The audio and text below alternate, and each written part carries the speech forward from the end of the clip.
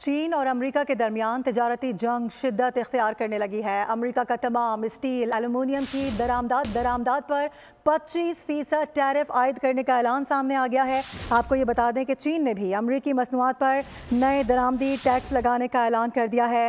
امریکی کوئلے پر 15% border tax اور خام تیل پر 10% ٹیرف عائد کیا جائے گا، یہ بتا دیا گیا ہے۔ جبکہ اس کے ساتھ ساتھ آپ کو بتا دیں کہ زرعی مشینری، بڑے انجن والی کاروں پر بھی 10% ٹیرف عائد کر دیا گیا ہے۔ اس سے قبل بھی صدر ٹرمپ کی جانب سے بارہا کہا گیا 30% ٹیرف عائد کرنے کا اعلان کیا گیا تھا، لیکن شاید تھوڑی سی نرمی کی گئی ہے۔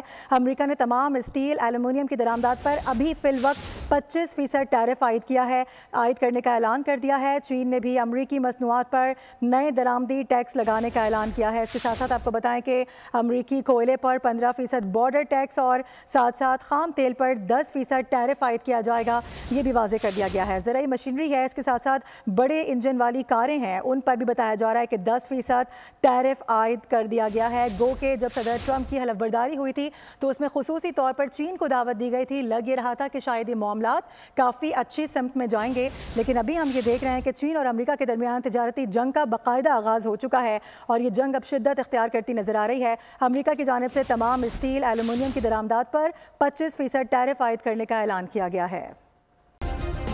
سبسکرائب کریں اور بیل دبائیں تاکہ کوئی خبر رہ نہ جائے۔